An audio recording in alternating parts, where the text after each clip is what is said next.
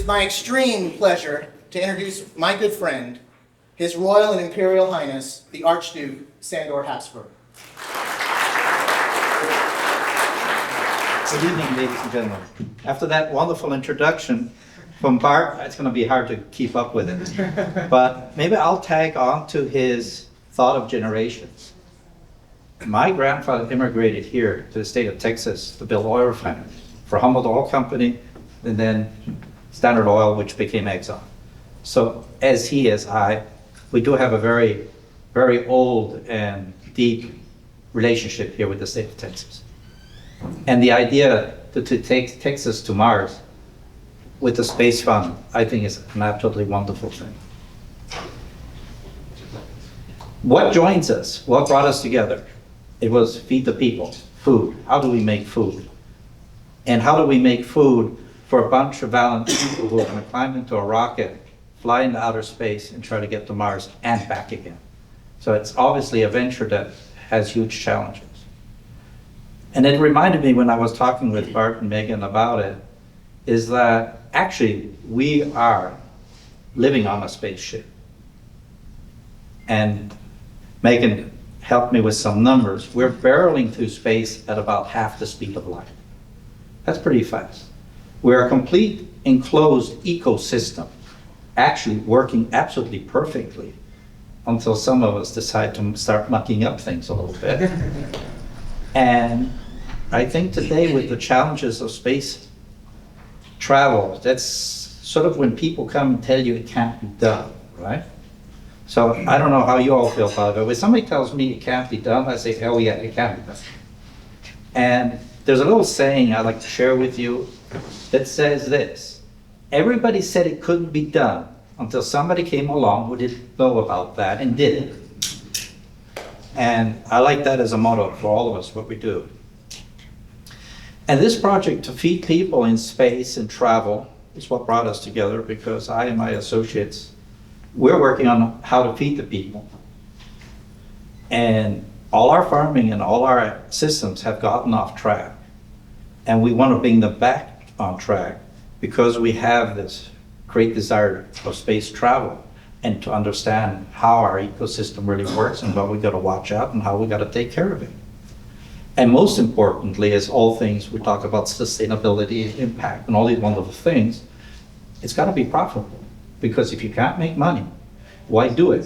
And if we look at what's happening to our farmers today, they're dying because they can't live from the product they're producing. So something has gone terribly wrong. So back to Eat and Grow and what we've been doing here, if we start combining these things with universities and people in studies, we suddenly realize that where we made some mistakes because we skipped some details in the process, or we got greedy in the system, or we reduced that person or those abilities to the lowest common denominator from which they cannot survive. In this case, it's our farmers, it's our food producers. I prefer the word food producer because he produces that what we need, but he will give it or she will give it to us as we need it. And de-industrialize our farms, get back down to a healthy ecosystem. And a group of people have been doing this in Europe for about 15 years. And for all the economists in the room or the number crunchers, a farm is a highly profitable business. You can make lots of money. Just you can't give it away to the middlemen. You got to put the money back to the food maker, the guy who makes the food, and then it becomes very profitable. And we have looked at very interesting conversations also here with the Department of, U.S. Department of Agriculture, and have spoken to Sid Miller here with the Commissioner for Agriculture in the state of Texas. And we're all of the same mind. We can't put the power back to the people, produce food and make it very, very healthy and very profitable, particularly including technologies as it is produced here with Eat and Grow, and in specific when we talk about mushrooms, University of Purdue.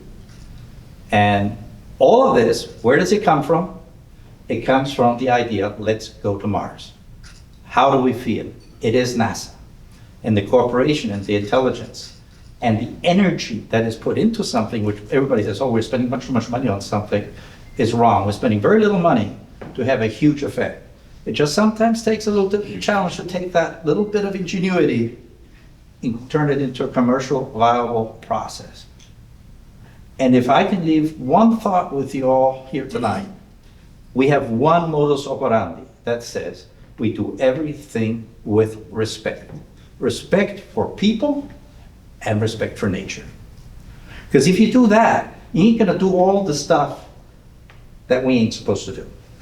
It's real simple, right? We don't need rule books, we don't need regulations. All we need to do is think of it and that's what got us started in this conversation. It's generations. Look at where we came from and look at where we're going. If we think in generations, what's gonna be for our kids, for our grandchildren, and our great-grandchildren. And all of a sudden, the perspective of our decision-making changes.